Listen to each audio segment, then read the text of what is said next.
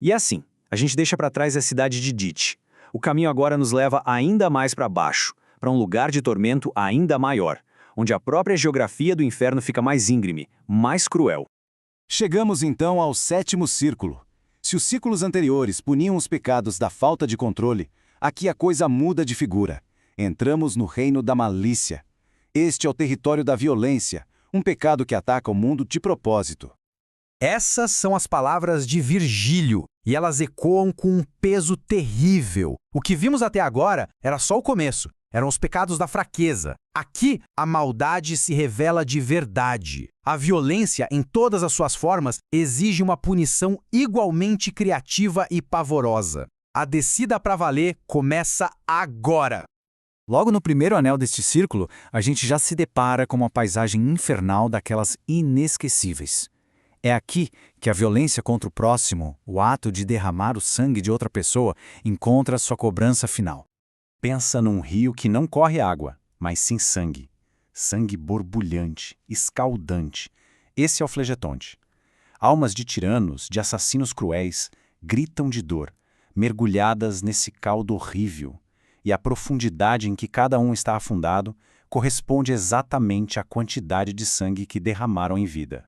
E aqui que a gente vê o conceito de contrapasso na sua forma mais brutal e direta. A lógica é assustadoramente simples. Quem em vida se banhou no sangue dos outros, agora, para toda a eternidade, vai ficar submerso em sangue fervente. A tal da justiça poética do inferno, né? E quem é que garante que a punição está sendo cumprida? Os centauros, figuras mitológicas meio homem, meio cavalo, o símbolo perfeito da violência bestial. Liderados por Quirón, eles galopam pelas margens armados com arcos e flechas, garantindo que nenhuma alma saia mais do que deve daquele rio. Um deles, Nesso, é quem vai guiar Dante por um trecho mais raso. Depois de atravessar o rio de sangue, o cenário muda completamente. A gente entra no segundo anel do sétimo círculo. Um lugar de dor silenciosa e desespero que criou raízes, literalmente. Olha, isso aqui não é uma floresta comum, é quase uma antifloresta. As árvores são escuras, retorcidas, cheias de espinhos venenosos em vez de frutos.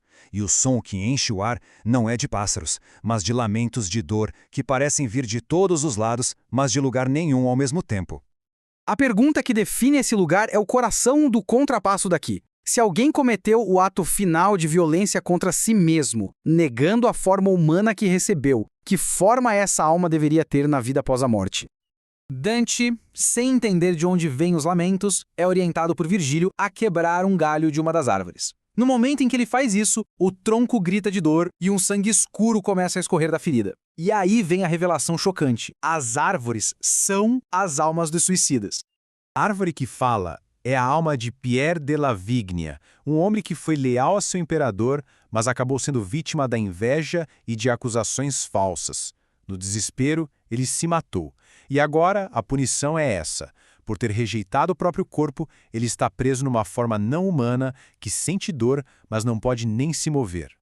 E correndo sem rumo por essa floresta sombria tem outras almas, os espanjadores, aqueles que destruíram seus bens de forma violenta e imprudente. A punição deles é serem eternamente caçados por uma matilha de cadelas pretas e famintas que os despedaçam, só para que eles se refaçam e a perseguição comece de novo e de novo e de novo. Deixando a floresta para trás, Dante e Virgílio chegam ao terceiro e último anel do sétimo círculo.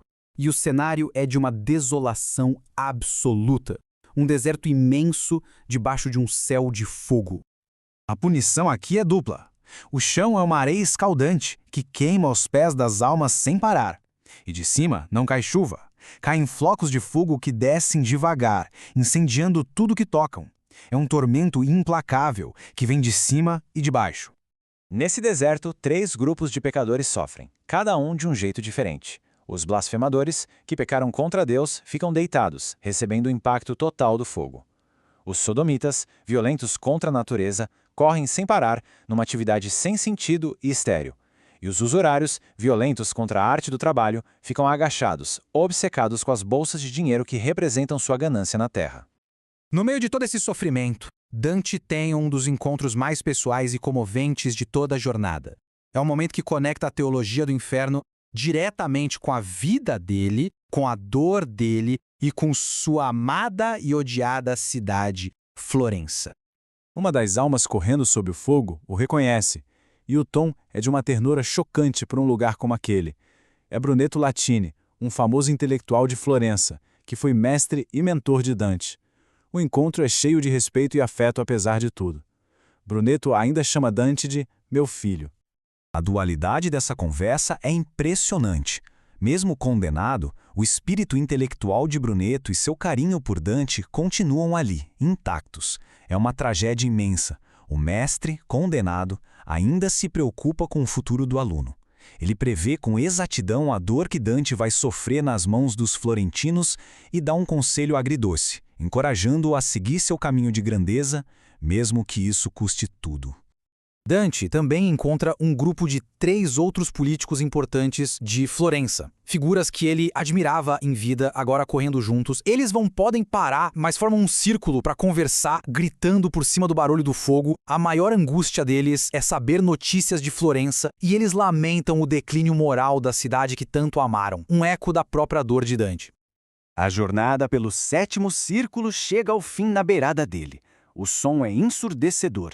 Uma cachoeira, o mesmo rio Flegetonde que vimos lá no começo, agora mergulhando num abismo escuro. É a fronteira para o próximo nível do mal. E para levá-los a esse próximo nível, surge do abismo uma criatura Gerião. A aparência dele é a definição perfeita da fraude. Um rosto que inspira confiança, mas um corpo que esconde garras, veneno e uma natureza de serpente. Ele é a imagem viva do engano. O número 8, o 8º círculo, o Maleborge. E aqui tem uma chave para entender a moral de Dante. A fraude é um pecado mais grave que a violência. Por quê? Porque a violência ataca o corpo, mas a fraude perverte a inteligência, o dom divino que separa a gente dos animais. É um mal mais profundo, mais calculado. A cena final desta etapa é a descida aterrorizante. Dante e Virgílio montam nas costas de Gerião, que os leva para baixo num voo lento, em espiral, mergulhando na escuridão total, rumo ao complexo e hediondo mundo da fraude. E aqui fica a questão. A violência é direta, é brutal.